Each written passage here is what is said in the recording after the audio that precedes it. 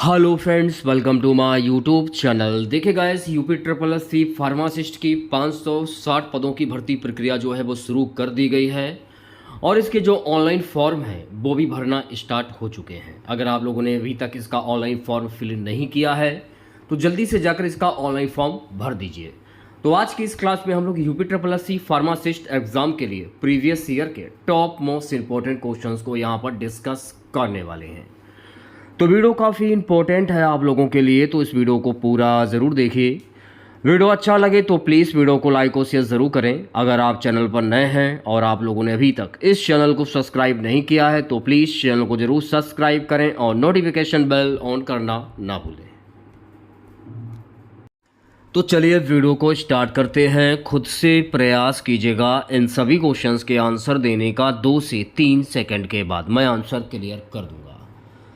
आज के इस सेशन में पहला क्वेश्चन, हाइड्रोक्लोरिक अम्ल एवं एसिटिक अम्ल के समान सांद्रता वाले विलयनों की तुलना की जाती है तो HCl का pH मान कम क्यों होता है। देखिए, HCl का मान इसलिए कम होता है क्योंकि हाइड्रोक्लोरिक अम्ल प्रबल अम्ल है एवं पूर्णतः आयनित हो जाता है, जबकि एसिटिक अम्ल जो है वो दुर्बल अम्ल है। तो भाई पहले क्वेश्चंस की अगर मैं बात करूं तो ऑप्शन नंबर बी जो है इस क्वेश्चंस का करेक्ट आंसर हो जाएगा। दूसरा क्वेश्चन देखेगा, ब्लीचिंग पाउडर चूने का क्लोराइड का ऑक्सीकरण क्षमता का मापन किसके द्वारा किया जाता है। उपलब्ध क्लोरीन, कैल्शियम हाइड्रोक्साइड की मात्रा, जल की मात्रा, सोडियम क्लोराइड की मात्रा। ब्लीचिंग पाउडर चूने का क्लोराइड की ऑक्सीकरण क्षमता का जो मापन है ना, उपलब्ध क्लोरीन के द्वारा किया जाता है। तो दूसरे क्वेश्चंस की अगर मैं बात करूं ऑप्शन नंबर 1 करेक्ट हो जाएगा। तीसरा क्वेश्चन देखेगा सभी बच्चे, प्यारे बच्चों, तीसरा क्वेश्चन क्या कह रहा है। तीसरा क्वेश्चन हमारा है, सोडियम नाइट्राइट को साइनाइड विषाक्तता में प्रतिबिंब एंटीडोट के रूप में किया जाता है, इसका क्रियाविधि क्या है। इसकी जो क्रियाविधि है मेरे प्यारे बच्चों, यह हीमोग्लोबिन को मायोग्लोबिन में ऑक्सीकृत कर देता है जो साइनाइड से संयुक्त होकर साइनोमेथिलोग्लोबिन बनाता है। तो तीसरे क्वेश्चंस की अगर मैं बात करूं ऑप्शन नंबर बी करेक्ट हो जाएगा। अगला क्वेश्चन देखेगा सभी बच्चे, आप थोड़े से क्वेश्चन मैंने कठिन लिए हैं। अगला क्वेश्चन है कि आईपी के अनुसार लिमिट टेस्ट ऑफ आयरन में कौन सा अभिक्रमक मिलाकर आयरन को फेरिक रूप में ऑक्सीकृत किया जाता है। साइट्रिक अम्ल, थायोग्लाइक अम्ल, अमोनियम साइट्रेट या ब्रोमीन जल। तो चौथे क्वेश्चंस की अगर मैं बात करूं भी, ब्रोमीन जल।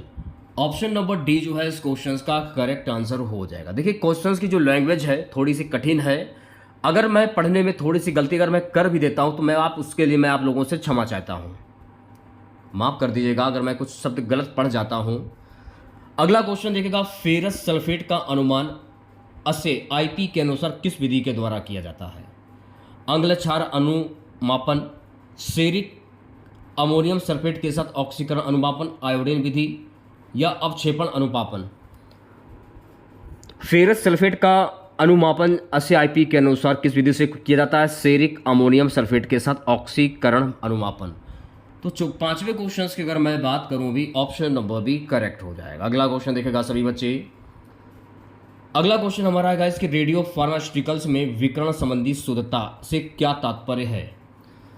रेडियो फार्मास्यूटिकल्स में विकिरण संबंधी शुद्धता से क्या तात्पर्य है। रेडियोधर्मी यौगिक के वांछित रासायनिक रूप में उपस्थित अंश। तो छठे क्वेश्चन की अगर मैं बात करूं भी ऑप्शन नंबर बी करेक्ट हो जाएगा। प्यारे बच्चों, नेक्स्ट क्वेश्चन देखेगा, वेरियम सल्फेट का प्रयोग एक्स रे कॉन्स्ट्रक्ट मीडिया के रूप में किया जाता है, लेकिन वेरियम कार्बोनेट का प्रयोग नहीं किया जा सकता। किस लिए इसका प्रयोग इसलिए नहीं किया जाता है क्योंकि वेरियम कार्बोनेट अमाशय के अम्ल में घुलनशील होकर विषैला वेरियम आयन मुक्त करता है। तो सातवें क्वेश्चन की अगर मैं बात करूं भी ऑप्शन नंबर बी करेक्ट हो जाएगा। प्यारे बच्चों, नेक्स्ट क्वेश्चन देखेगा आठवां क्वेश्चन है कि एल्युमिनियम हाइड्रोक्साइड जेल का प्रयोग अम्लनाशक एंटासिड के रूप में किया जाता है, इसकी क्रियाविधि क्या है। यह अम्ल को अवशोषित कर लेता है, बी है यह अम्ल को उदासीन न्यूट्रलाइज कर देता है, सी है यह स्ट्रामिन रिसेप्टर को अवरुद्ध करता है, डी है यह प्रोटीन पंप को अवरुद्ध करता है। तो आठवें क्वेश्चन की अगर मैं बात करूं, यह अम्ल को उदासीन न्यूट्रलाइज कर देता है। तो भाई आठवें क्वेश्चन की अगर मैं बात करूं भी ऑप्शन नंबर बी करेक्ट हो जाएगा। नेक्स्ट क्वेश्चन देखेगा सभी बच्चे, जिंक ऑक्साइड का प्रयोग टॉपिकल एजेंट के रूप में किया जाता है, इसका मुख्य गुण क्या है? इसका जो मुख्य गुण है कसैला, एंट्रीजेंट और सुखाने वाला। तो 90 क्वेश्चंस की अगर मैं बात करूं भी ऑप्शन नंबर बी करेक्ट हो जाएगा। देखिए, अगर आप लोगों ने क्लास को लाइक नहीं किया है प्लीज़ क्लास को लाइक करें। अगर आप लोगों ने चैनल को सब्सक्राइब नहीं किया है तो प्लीज़ चैनल को जरूर सब्सक्राइब करें। मैं फिर से कहना चाहूँगा, अगर मैं कुछ शब्द गलत पढ़ जाता हूँ तो आप हमें उसके लिए क्षमा कर दीजिएगा। चलिए बढ़ते हैं नेक्स्ट क्वेश्चन की ओर। सो गाइस, अगला क्वेश्चन है पोटेशियम पर मैग्नेट का प्रयोग सामयिक टॉपिकल रोगाणुनाशक के रूप में किया जाता है, यह किस सांद्रता में प्रयोग किया जाता है? तो मेरे प्यारे, जो 0.01% से 0.1% में किया जाता है। तो 10वें क्वेश्चन की अगर मैं बात करूं तो ऑप्शन नंबर ए करेक्ट हो जाएगा। सो गाइस, 11वां क्वेश्चन देखेगा, सोडियम फ्लोराइड को दंत उत्पादों टूथपेस्ट में क्यों मिलाया जाता है? दांतों को सफ़ेद करने के लिए, दांतों के एनिमल को मजबूत करने और क्षय रोकने के लिए, सांसों की दुर्गंध दूर करने के लिए, प्लॉक हटाने के लिए। सोडियम फ्लोराइड को दंत उत्पादों टूथपेस्ट में क्यों मिलाया जाता है? दांतों के एनिमल को मजबूत करने और क्षय रोकने के लिए। तो भाई 11वें क्वेश्चन की अगर मैं बात करूं तो ऑप्शन नंबर बी करेक्ट हो जाएगा। अगला क्वेश्चन देखेगा 12वां। सो गाइस, 12वां क्वेश्चन हमारा है कि डाइक्लोरोमेथेन का प्रयोग फार्मास्यूटिकल उद्योग में मुख्यतः किस रूप में किया जाता है? विलायक, परिरक्षक, मीठा करने वाला एजेंट या रंग? तो किस में किया जाता है? तो ये किया जाता है विलायक में। तो 12वें क्वेश्चन की अगर मैं बात करूं भी तो ऑप्शन नंबर ए करेक्ट हो जाएगा। प्यारे बच्चों, नेक्स्ट क्वेश्चन देखेगा 13वां क्वेश्चन हमारा है गाइस कि आईपी के अनुसार सोडियम क्लोराइड आईपीवी इंजेक्शन में कितनी सांद्रता में प्रयोग किया जाता है? आईपी के अनुसार सोडियम क्लोराइड आईवी इंजेक्शन में 0.9% W/V प्रयोग किया जाता है।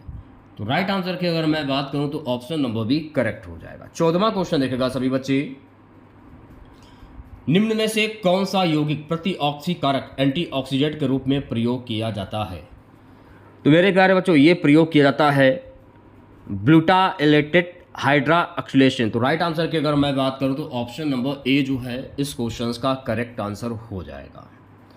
प्यारे बच्चों, नेक्स्ट क्वेश्चन देखेगा, सिल्वर नाइट्रेट को एक कठोर कसैले एस्टिजेंट के रूप में प्रयोग किया जाता है, इसकी सामान्य सांद्रता क्या है? 0.1%, 0.5%, 2% या 10%? तो 15वें क्वेश्चन की अगर मैं बात करूं भी, मैं आपको देखिए कठिन क्वेश्चन करा रहा हूं। काफ़ी बच्चे कमेंट बॉक्स में बोलते हैं कि ये क्वेश्चन नहीं पूछे जाएंगे, क्वेश्चन जो है हार्ड कराइए। ऑप्शन नंबर सी करेक्ट हो जाए। तो आज मैं आपको हार्ड ही क्वेश्चन करा रहा हूँ। प्यारे बच्चों, नेक्स्ट क्वेश्चन देखेगा, ग्लिसरीन को रेचक लैक्सेटिव के रूप में प्रयोग किया जाता है, इसकी क्रियाविधि क्या है? यह आंतों में जलन पैदा करता है, बी यह मल में पानी खींचकर मल को नरम करता है, सी यह आंतों की गतिशीलता बढ़ाता है, यह पित्त स्त्राव बढ़ाता है। तो 16वें क्वेश्चन की अगर मैं बात करूँ, यह मल में पानी खींचकर मल को नरम करता है। तो भाई 16वें क्वेश्चन की अगर मैं बात करूँ भी ऑप्शन नंबर बी करेक्ट हो जाएगा। 17वां क्वेश्चन देखेगा सभी बच्चे, एमोनियम क्लोराइड का प्रयोग कफ निसारक एक्सपेक्टोरेट के रूप में किया जाता है, इसकी क्रियाविधि क्या है? यह कफ केंद्र को उत्तेजित करता है, यह ब्रोंकियल स्त्राव को पतला करता है, यह खांसी को दबाता है, यह ब्रांकोडायलेशन करता है। तो भाई 17वें क्वेश्चन की अगर मैं बात करूँ, ये ब्रोंकियल स्त्राव को पतला करता है। तो ऑप्शन नंबर बी जो है इस क्वेश्चन का करेक्ट आंसर हो जाएगा। प्यारे बच्चों, नेक्स्ट क्वेश्चन देखेगा, अगला क्वेश्चन है कि पोटेशियम आयोडाइड का प्रयोग एक्सपेक्टोरेंट के रूप में किया जाता है, इसकी सामान्य खुराक क्या है? तो मेरे प्यारे बच्चों, इसकी जो सामान्य खुराक है 300-600 mg। तो 18वें क्वेश्चन की अगर मैं बात करूं, ऑप्शन नंबर सी करेक्ट हो जाएगा। सो गाइस, नेक्स्ट क्वेश्चन देखेगा, सक्रिय चारकोल एक्टिवेटेड चारकोल को प्रति विष एंटीडोट के रूप में प्रयोग किया जाता है, इसकी क्रियाविधि क्या है? यह विष को रासायनिक रूप में निष्क्रिय कर देता है, यह विष को अवशोषित कर लेता है, यह विष को उल्टी द्वारा बाहर निकालता है, यह विष के चयापचय को बढ़ाता है। तो 19वें क्वेश्चन की अगर मैं बात करूं, यह विष को अवशोषित कर लेता है। तो 19वें क्वेश्चन का जो राइट आंसर जाएगा ऑप्शन नंबर बी के साथ में। 20वां क्वेश्चन देखेगा सभी बच्चे, आईपी के अनुसार बोरिक अम्ल के लिमिट टेस्ट में किस धातु को अशुद्धि की जांच की जाती है? आयरन, आर्सेनिक, लेड या कॉपर? आईपी के अनुसार बोरिक अम्ल के लिमिट टेस्ट में किस धातु की अशुद्धि की जांच की जाती है? आर्सेनिक। तो 20वें क्वेश्चन की अगर मैं बात करूं तो ऑप्शन नंबर बी करेक्ट हो जाएगा। सो गाइस नेक्स्ट क्वेश्चन देखिएगा, एंथ्राक्विनोन प्रकार का रोचक कौन सा है जो प्रोडक्ट के रूप में कार्य करता है और बृहदान्त्र में बैक्टीरिया द्वारा सक्रिय होता है? राइट आंसर की अगर मैं बात करूं सेनोसाइड, ऑप्शन नंबर बी जो है इस क्वेश्चन का करेक्ट आंसर हो जाएगा। प्यारे बच्चों नेक्स्ट क्वेश्चन देखिएगा, अगला क्वेश्चन है कि डिजिटेलिस से प्राप्त कार्डियोकेटोनिक ग्लाइकोसाइड डिक्सोसिन की क्रियाविधि क्या है? तो इसकी जो क्रियाविधि है मेरे प्यारे बच्चों, Na+K+ATP पंप का अवरोध। ऑप्शन नंबर सी जो है इस क्वेश्चन का करेक्ट आंसर हो जाएगा। चलिए बढ़ते हैं नेक्स्ट क्वेश्चन की ओर। अगला क्वेश्चन देखेगा, पुदीना में पाया जाने वाला मुख्य वातनाशक तत्व कौन सा है जो गैस्ट्रोइंटेस्टाइनल चिकनी पेशियों को शिथिल करता है? तो राइट आंसर की अगर मैं बात करूं भी, यह है मेथनॉल। ऑप्शन नंबर ए जो है इस क्वेश्चन का करेक्ट आंसर हो जाएगा। बढ़ते हैं नेक्स्ट क्वेश्चन की ओर। अगला क्वेश्चन देखेगा, अगला क्वेश्चन है गाइस कि सुक्रालोफेट गैस्ट्रिक अल्सर के उपचार में किस प्रकार कार्य करता है? प्रोटीन पंप को अवरुद्ध करके, H2 रिसेप्टर को अवरुद्ध करके, अल्सर की सतह पर एक सुरक्षात्मक अवरोध बनाकर, गैस्ट्रिक स्राव को कम करके। तो 24 क्वेश्चंस की अगर मैं बात करूं, अल्सर की सतह पर एक सुरक्षात्मक अवरोध बनाकर, ऑप्शन नंबर सी जो है गाइस इस क्वेश्चन का करेक्ट आंसर हो जाएगा। सो गाइस नेक्स्ट क्वेश्चन देखेगा, जिंक सल्फेट का प्रयोग सामयिक कैल्शियम के रूप में किया जाता है, इसकी क्रियाविधि क्या है? प्रोटीन अपक्षेपण द्वारा ऊतकों को संकुचित करना, बी है जीवाणु कोशिका भित्ति का विघटन, सूजन रोधी प्रभाव, स्थानीय संवेदन हारिया। तो राइट आंसर की अगर मैं बात करूं भी, प्रोटीन अपक्षेपण द्वारा ऊतकों को संकुचित करना, ऑप्शन नंबर ए जो है गाइस इस क्वेश्चन का करेक्ट आंसर हो जाएगा। बढ़ते हैं नेक्स्ट क्वेश्चन की ओर प्यारे बच्चों। अगला क्वेश्चन देखेगा, अगला क्वेश्चन हमारा क्या कह रहा है? अगला क्वेश्चन कह रहा है कि रिस्पाइन उच्च रक्तचाप में किस क्रियाविधि द्वारा कार्य करता है? देखिए, मैं अगर कुछ क्वेश्चंस गलत भी पढ़ जाऊं, कुछ लैंग्वेज कठिन है जिनको पढ़ने में थोड़ी सी हमें समस्या हो रही है, इस बात को मैं भी मानता हूं, लैंग्वेज कुछ कठिन है इसलिए समस्या हो रही है। अगर मैं कुछ चीज़ें गलत पढ़ भी जाता हूं तो आप हमें उसके लिए क्षमा कर दीजिएगा। मैं बार बार कहना चाहूँगा सभी बच्चों से, रिस्पाइन उच्च रक्तचाप में किस क्रियाविधि के द्वारा कार्य करता है? तो राइट आंसर की अगर मैं बात करूं, नॉर एड्रेनालिन का तंत्रिका अंत से अपक्षय, ऑप्शन नंबर सी जो है इस क्वेश्चन का करेक्ट आंसर हो जाएगा। सो गाइस 27वां क्वेश्चन देखेगा, डेक्स्ट्रोमेथोरेम्फेन एवं प्रति खांसी के रूप में कार्य करता, इसकी क्रियाविधि क्या है? कफ केंद्र का अवसाद या ब्रोंकोडायलेशन, स्त्राव का पतला करना, स्थानीय संवेदना हारी। कफ केंद्र का अवसाद, ऑप्शन नंबर ए जो है इस क्वेश्चन का करेक्ट आंसर हो जाएगा। 28वां क्वेश्चन देखेगा, 28वां क्वेश्चन क्या कह रहा है गाइस कि कोलेसिन गठिया में किस प्रकार कार्य करता है? यूरिक अम्ल का उत्सर्जन बढ़ाकर, यूरिक अम्ल के निर्माण को कम करके, सूजन वाले जोड़ों में न्यूट्रोफिल के प्रवेश को रोककर, या प्रोस्टाग्लैंडिन संश्लेषण को रोककर। तो 28वें क्वेश्चन की अगर मैं बात करूं, सूजन वाले जोड़ों में न्यूट्रोफिल के प्रवेश को रोककर, ऑप्शन नंबर सी जो है गाइस इस क्वेश्चन का करेक्ट आंसर हो जाएगा। अगला क्वेश्चन देखेगा 29वां क्वेश्चन है, मेथोट्रेक्सेट कैंसर के उपचार में किस एंजाइम को अवरुद्ध करता है? यह अवरुद्ध करता है डाइफाइलोक्लेक्ट्रिक्स, ऑप्शन नंबर बी जो है इस क्वेश्चन का करेक्ट आंसर हो जाएगा। 30वां क्वेश्चन देखेगा, 30वां क्वेश्चन हमारा क्या कह रहा है कि क्लोफाजिमिन कुष्ठ रोग किस प्रकार कार्य करता है? तो ये कार्य करता है मेरे प्यारे बच्चों, डीएनए को बांधकर ऑक्सीडेटिव क्षति को पहुंचाकर। तो सी ऑप्शन जो है इस क्वेश्चन का करेक्ट आंसर हो जाएगा। कंटेंट देखिए, बिल्कुल जाहिर सी बात है, कंटेंट बिल्कुल बहुत ही अच्छा है। फ़र्क इतना है कि क्वेश्चंस की जो लैंग्वेज है थोड़ी सी कठिन है, और आज के क्वेश्चन जो है मैंने कुछ कठिन नहीं लिए हैं आपको पढ़ाने के लिए, ताकि आप हर बार ये मत कहें ये क्वेश्चन नहीं पूछे जाएंगे, ये बहुत ही सिंपल क्वेश्चन है, इसीलिए मैंने कठिन क्वेश्चंस को लिया है। अगला क्वेश्चन है, मेटफॉर्मिन मधुमेह में ग्लूकोज के स्तर को कैसे कम करता है? मेटफॉर्मिन मधुमेह में ग्लूकोज के स्तर को यकृत में ग्लूकोनियोजेसिस कम करके और परिधीय ग्लूकोज उपयोग बढ़ाकर। तो 31वें क्वेश्चन की अगर मैं बात करूं तो ऑप्शन नंबर बी करेक्ट हो जाएगा। सो गाइस नेक्स्ट क्वेश्चन देखिएगा, फ्यूरोसेमाइड एक लूप मूत्रल है, इसकी एक क्रिया विधि क्या है? इसकी जो क्रिया विधि है मेरे प्यारे, वर्क नालिका में Na+K+/2Ci सह परिवहन का अवरोध। तो ऑप्शन नंबर बी जो है गाइस इस क्वेश्चन का करेक्ट आंसर हो जाएगा। प्यारे बच्चों नेक्स्ट क्वेश्चन देखेगा। अगला क्वेश्चन है गाइस की इमेटिन अमीबालेश में किस प्रकार कार्य करता है? कोशिका भित्ति संश्लेषण को रोककर, प्रोटीन संश्लेषण को रोककर, डीएनए संश्लेषण को रोककर, कोशिका झिल्ली की पारगम्यता बढ़ाकर।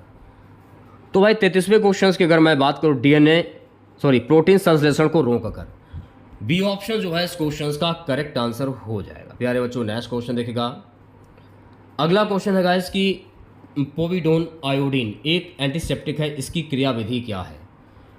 कोशिका भित्ति संश्लेषण को रोकना, प्रोटीन संश्लेषण को रोकना, सूक्ष्म जीवों के प्रोटीन एवं एंजाइमों का आयोडीनीकरण और ऑक्सीकरण, डीएनए प्रतिकृति को रोकना। तो राइट आंसर की अगर मैं बात करूं, सूक्ष्म जीवों के प्रोटीन और एंजाइमों का आयोडीनीकरण और ऑक्सीकरण। ऑप्शन नंबर सी जो है गाइस इस क्वेश्चन का करेक्ट आंसर हो जाएगा। 35वां क्वेश्चन देखेगा, कुनैन मलेरिया में किस प्रकार कार्य करता है? तो मेरे प्यारे जो कुनैन जो है ना, ये मलेरिया में प्लाज्मोडियम के हीम पॉलीमेरेज को रोक कर कार्य करता है। तो सी ऑप्शन जो है इस क्वेश्चन का करेक्ट आंसर हो जाएगा। नेक्स्ट क्वेश्चन देखेगा 36वां, ऑक्सीटोसिन प्रसव के दौरान गर्भाशय संकुचन को कैसे उत्तेजित करता है? ऑक्सीटोसिन प्रसव के दौरान गर्भाशय संकुचन को कैसे उत्तेजित करता है? गर्भाशय की चिकनी पेशियों पर विशिष्ट रिसेप्टर को सक्रिय करके। तो 36वें क्वेश्चन की अगर मैं बात करूं तो ऑप्शन नंबर सी करेक्ट हो जाएगा। प्यारे बच्चों नेक्स्ट क्वेश्चन देखेगा। विटामिन के का उपयोग रक्तस्राव विकारों में किया जाता है, इसकी क्रिया विधि क्या है? विटामिन के का उपयोग रक्तस्राव विकारों में किया जाता है, इसकी जो क्रिया विधि है मेरे प्यारे बच्चों, यकृत में क्लॉटिंग कारक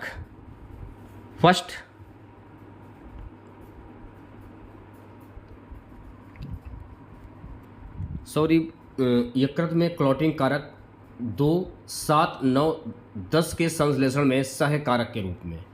तो ऑप्शन नंबर बी जो है इस क्वेश्चन का करेक्ट आंसर हो जाएगा। सो गाइस नेक्स्ट क्वेश्चन देखेगा। अगला क्वेश्चन है कि पैक्सिन एक एंजाइम है जो किस पीएच पर सक्रिय होता है? पैक्सिन एक एंजाइम है जो किस पीएच पर सक्रिय होता है? अम्लीय पीएच लगभग 1.5 से 3.5। तो 38वें क्वेश्चन की अगर मैं बात करूं भी ऑप्शन नंबर सी करेक्ट हो जाएगा। प्यारे बच्चों 39वां क्वेश्चन देखेगा। 39वां क्वेश्चन है गाइस, वैनिलीन का उपयोग स्वादिष्ट बनाने वाले एजेंट के रूप में किया जाता है, यह किस स्रोत से प्राप्त होता है? दालचीनी, वनीला के फली, लौंग या जायफल? तो ये प्राप्त होते हैं वनीला के फली। ऑप्शन नंबर बी जो है इस क्वेश्चन का करेक्ट आंसर हो जाएगा। प्यारे बच्चों 40वां क्वेश्चन देखेगा। अगला क्वेश्चन है गाइस कि क्लोरोक्विन का उपयोग मलेरिया के अलावा किस ऑटोइम्यून रोग में किया जाता है? तो इसका जो उपयोग है ना, प्रणालीगत ल्यूप्स एरिथेमेटोसस में किया जाता है। तो 40 क्वेश्चंस की अगर मैं बात करूं तो ऑप्शन नंबर बी करेक्ट हो जाएगा। प्यारे बच्चों नेक्स्ट क्वेश्चन देखेगा। कार्बोहाइड्रेट के संदर्भ में निम्न में से कौन सा युग एम्पीमर है? ग्लूकोज और फ्रक्टोज, लैक्टोज और माल्टोज, गैलेक्टोज और मैनोज, ग्लूकोज और मैनोज। कार्बोहाइड्रेट के संदर्भ में निम्न में से कौन सा युग एमीमर है? गैलेक्टोज और मैनोज। तो राइट आंसर की अगर मैं बात करूं ग्लूकोज और मैनोज। ऑप्शन नंबर डी जो है इस क्वेश्चन का करेक्ट आंसर हो जाएगा। अगला क्वेश्चन है गाइस, डी ग्लूकोज में चक्रीय हेमीएसिटिल निर्माण में कौन से कार्बन परमाणुओं के मध्य बंध बनता है? तो ये बंध बनता है C1 और C5 में। तो ऑप्शन नंबर बी जो है गाइस इस क्वेश्चन का करेक्ट आंसर हो जाएगा। चलिए बढ़ते हैं नेक्स्ट क्वेश्चन की ओर। लिपिड के संदर्भ में कोलेस्ट्रॉल का मानव शरीर में मुख्य कार्य क्या है? लिपिड के संदर्भ में कोलेस्ट्रॉल का मानव शरीर में मुख्य कार्य क्या है भाई? कोशिका झिल्ली का घटक और स्टेरॉयड हार्मोन्स का अग्रदूत। तो 43 क्वेश्चंस की अगर मैं बात करूं तो ऑप्शन नंबर बी करेक्ट हो जाएगा। प्यारे बच्चों नेक्स्ट क्वेश्चन देखेगा। निम्न में से कौन सा लिपोप्रोटीन आहारीय वसा को शरीर की कोशिकाओं तक पहुंचाता है? तो ये पहुंचाता है काइलोमाइक्रोन। ऑप्शन नंबर डी जो है गाइस इस क्वेश्चन का करेक्ट आंसर हो जाएगा। 45 क्वेश्चन देखेगा सभी बच्चे। विटामिन के की कमी से निम्न में से कौन सा विकार उत्पन्न होता है? रतौंधी, रक्तस्राव विकार, रिकेट्स या त्वचा शोथ? विटामिन के की कमी से निम्न में से कौन सा विकार उत्पन्न होता है? तो मेरे प्यारे बच्चों, रक्तस्राव विकार। ऑप्शन नंबर बी जो है इस क्वेश्चन का करेक्ट आंसर हो जाएगा। चलिए बढ़ते हैं नेक्स्ट क्वेश्चन की ओर। अगला क्वेश्चन देखेगा। अगला क्वेश्चन है, क्षय रोग ट्यूबरकुलोसिस के उपचार में प्रयुक्त आइसोनियाजिड किस विटामिन की कमी उत्पन्न कर सकता है? तो ये उत्पन्न कर सकता है मेरे प्यारे बच्चों विटामिन B6 पाइरियोडक्सिन। तो ऑप्शन नंबर सी जो है गाइस इस क्वेश्चन का करेक्ट आंसर हो जाएगा। नेक्स्ट क्वेश्चन देखेगा सभी बच्चे। ज़ैथुरेनिक अम्ल सूचकांक किस विटामिन की कमी के निदान का विश्वसनीय मापदंड है? पाइरियोडिकल विटामिन B6। तो ऑप्शन नंबर सी जो है गाइस इस क्वेश्चन का करेक्ट आंसर हो जाएगा। 48 क्वेश्चन देखेगा क्या कह रहा है। एंजाइम हेक्सोकिनेस की सक्रियता के लिए किस धातु आयन की आवश्यकता होती है? Magnesium Mg2+। Option number C जो है गाइस इस क्वेश्चन का करेक्ट आंसर हो जाएगा। चलिए बढ़ते हैं नेक्स्ट क्वेश्चन की ओर। अगला क्वेश्चन देखेगा। सल्फर युक्त अमीनो अम्ल का उदाहरण निम्न में से कौन सा है? सल्फर युक्त अमीनो अम्ल का उदाहरण निम्न में से कौन सा है? मेथियोनिन। ऑप्शन नंबर सी जो है गाइस इस क्वेश्चन का करेक्ट आंसर हो जाएगा। चलिए बढ़ते हैं नेक्स्ट क्वेश्चन की ओर प्यारे बच्चों। अगला क्वेश्चन देखेगा। प्रोटीन के पृथक्करण की वह तकनीक जो किसी विशिष्ट प्रोटीन के लिए विशिष्ट हो सकती है? Affinity chromatography. Option number C जो है गाइस इस क्वेश्चन का करेक्ट आंसर हो जाएगा। अगला क्वेश्चन देखेगा। क्रेब्स चक्र को एम्फीफोलिक कहा जाता है क्योंकि इसे इसलिए कहा जाता है यह अपचयी और उपचयी दोनों है। तो सी ऑप्शन जो है गाइस इस क्वेश्चन का करेक्ट आंसर हो जाएगा। नेक्स्ट क्वेश्चन देखेगा सभी बच्चे। सो गाइस अगला क्वेश्चन हमारा है कि ग्लाइकोसिस मार्ग में कौन सा एंजाइम आवश्यक है? ग्लाइकोसिस मार्ग में कौन सा एंजाइम आवश्यक है? Pyruvate kinase. तो राइट आंसर की अगर मैं बात करूं भी ऑप्शन नंबर बी करेक्ट हो जाएगा। प्यारे बच्चों नेक्स्ट क्वेश्चन देखेगा। अगला क्वेश्चन है गाइस। अवायवीय परिस्थितियों में ग्लाइकोसिस में प्रति ग्लूकोज अणु पर कुल कितने एटीपी का शुद्ध लाभ नेट गेन होता है? 1 एटीपी, 2 एटीपी, 4 एटीपी या 8 एटीपी? तो राइट आंसर की अगर मैं बात करूं 2 एटीपी। ऑप्शन नंबर बी जो है इस क्वेश्चन का करेक्ट आंसर हो जाएगा। प्यारे बच्चों नेक्स्ट क्वेश्चन देखेगा। यूरिया चक्र में ऑर्जिनेज की कमी से कौन सा विकार उत्पन्न होता है? आपसे ये पूछा जा रहा है तो कौन सा विकार उत्पन्न होता है? हाइपर ऑर्जेमिया। तो ऑप्शन नंबर डी जो है गाइस इस क्वेश्चन का करेक्ट आंसर हो जाएगा। नेक्स्ट क्वेश्चन देखेगा। अगला क्वेश्चन है मेरे प्यारे बच्चों। वसा में घुलनशील विटामिन कौन कौन से हैं? वसा में घुलनशील विटामिन है विटामिन ए, डी, ई और के। तो बी ऑप्शन जो है गाइस इस क्वेश्चन का करेक्ट आंसर हो जाएगा। प्यारे बच्चों नेक्स्ट क्वेश्चन देखेगा। एंजाइम कार्बोनिक एनहाइड्रेस में कौन सी धातु पाई जाती है? जिंक धातु पाई जाती। तो ऑप्शन नंबर सी जो है इस क्वेश्चन का करेक्ट आंसर हो जाएगा। प्यारे बच्चों नेक्स्ट क्वेश्चन देखेगा। अगला क्वेश्चन है। राइबोफ्लेविन विटामिन B2 की कमी से निम्न में से कौन सा लक्षण उत्पन्न होता है? पेलाग्रा, मानसिक मंदता, कोलोसिस, त्वचा शोथ? तो राइट आंसर की अगर मैं बात करूं कोलोसिस। ऑप्शन नंबर सी जो है गाइस इस क्वेश्चन का करेक्ट आंसर हो जाएगा। अगला क्वेश्चन देखेगा। सुक्रोज के जल अपघटन से कौन से 2 शर्करा उत्पन्न होते हैं? सुक्रोज के जल अपघटन के कौन से 2 शर्करा उत्पन्न होते हैं? ग्लूकोज और फ्रक्टोज। तो राइट आंसर की अगर मैं बात करूं भी तो ऑप्शन नंबर बी जो है गाइस इस क्वेश्चन का करेक्ट आंसर हो जाएगा। प्यारे बच्चों नेक्स्ट क्वेश्चन देखेगा। रक्त का थक्का जमाने ब्लड क्लॉटिंग में सहायक विटामिन कौन सा है? Vitamin A, vitamin C, vitamin E, vitamin K. रक्त का थक्का जमाने में ब्लड क्लॉटिंग में सहायक जो विटामिन है विटामिन के। तो 59 क्वेश्चंस की अगर मैं बात करूं ऑप्शन नंबर डी करेक्ट हो जाएगा। प्यारे बच्चों नेक्स्ट क्वेश्चन देखेगा। एसिटाइल कोलाइजम के एक अणु के सिट्रिक अम्ल में ऑक्सीकरण से कितने एटीपी उत्पन्न होते हैं? 3 एटीपी, 6 एटीपी, 12 एटीपी या 24 एटीपी? 12 एटीपी उत्पन्न होते हैं। तो ऑप्शन नंबर सी जो है गाइस इस क्वेश्चन का करेक्ट आंसर हो जाएगा। प्यारे बच्चों, नेक्स्ट क्वेश्चन देखिएगा। WHO के अनुसार स्वास्थ्य हेल्थ की परिभाषा में निम्न में से कौन सा आयाम शामिल नहीं है? शारीरिक कल्याण, मानसिक कल्याण, आर्थिक कल्याण या सामाजिक कल्याण? WHO के अनुसार स्वास्थ्य की परिभाषा में शारीरिक कल्याण जो आयाम है ये शामिल नहीं है। तो 61वें क्वेश्चन की अगर मैं बात करूं तो ऑप्शन नंबर ए करेक्ट हो जाएगा। सो गाइस नेक्स्ट क्वेश्चन देखिएगा। अगला क्वेश्चन है कुपोषण के अंतर्गत निम्न में से कौन सी स्थिति शामिल है? केवल अल्पपोषण, केवल अतिपोषण, अल्पपोषण और अतिपोषण दोनों, केवल विटामिन की कमी। कुपोषण के अंतर्गत निम्न में से कौन सी स्थिति शामिल है? केवल अतिपोषण। तो 62 क्वेश्चंस की अगर मैं बात करूं तो ऑप्शन नंबर बी करेक्ट हो जाएगा। प्यारे बच्चों नेक्स्ट क्वेश्चन देखेगा। अगला क्वेश्चन हमारा है मराशमम मुख्यतः किस पोषक तत्व की कमी से होता है? केवल प्रोटीन की कमी, केवल कार्बोहाइड्रेट की कमी, प्रोटीन और कैलोरी दोनों की गंभीर कमी, केवल वसा की कमी।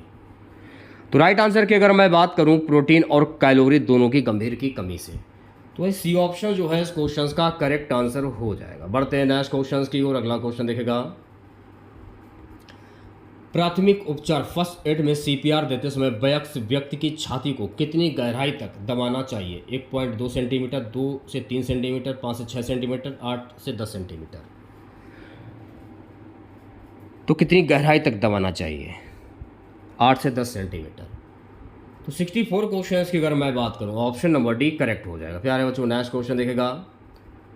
झटका शॉक की स्थिति में प्राथमिक उपचार के दौरान रोगी को किस स्थिति में रखना चाहिए?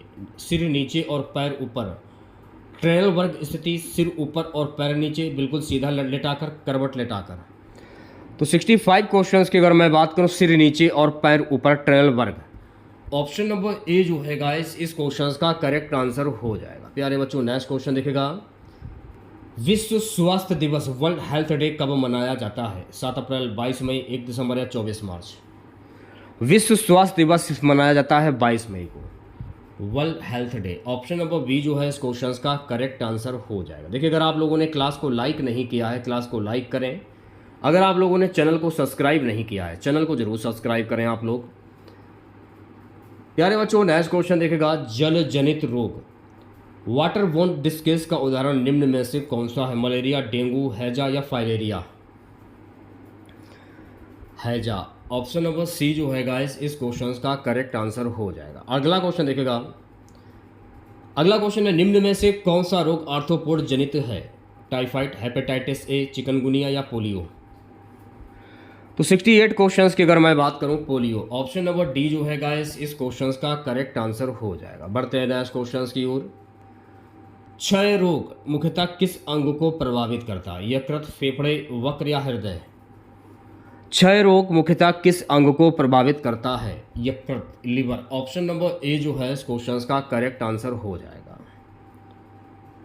DOTS रणनीति किस रोग के नियंत्रण से संबंधित है? मलेरिया, क्षय रोग, एड्स, कुष्ठ रोग?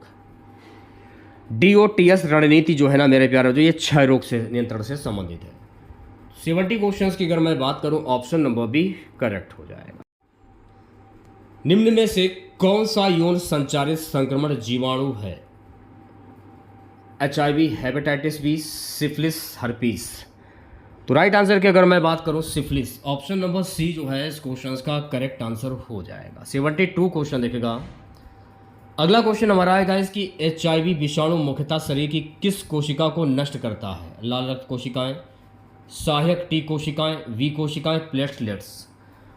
HIV विषाणु मुख्यतः शरीर की किस कोशिका को नष्ट करता है? प्लेटलेट। तो ऑप्शन नंबर डी जो है गाइस इस क्वेश्चन का करेक्ट आंसर हो जाएगा।